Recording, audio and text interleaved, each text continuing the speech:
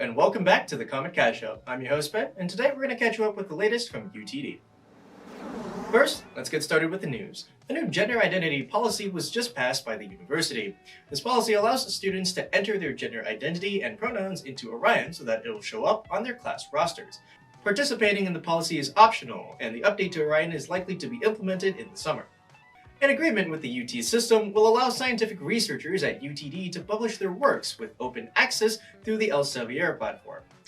This agreement moves publishing charges away from the author and the library and onto the publishers. As a result, UTD researchers may be more likely to be cited. UTD is moving forward in constructing the Athenaeum, a multi-purpose facility that will house the fourth largest Asian arts museum in the US, a performing arts center, and a new parking lot.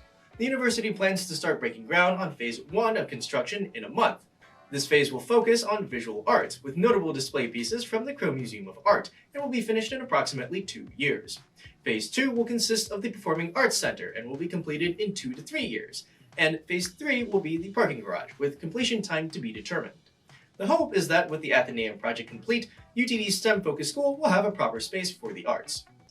The Comet Con cosplay contest finished on March 23rd, featuring a stunning array of costumes from various anime, games, and movies.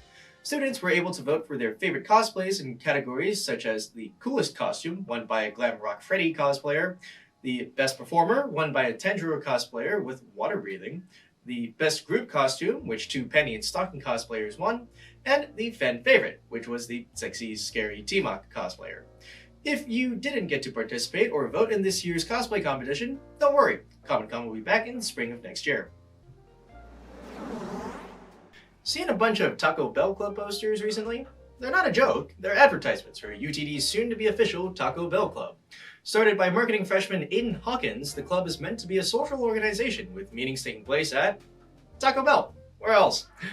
Hawkins started the club because he noticed UTD's social scene was dead, and he wanted to make some friends. So, if you're like Hawkins and want to make some friends, or just want to socialize with new people over some nacho fries and chalupas, reach out to Hawkins' email, aiden.hawkins@utdallas.edu, to figure out when the next club meeting is.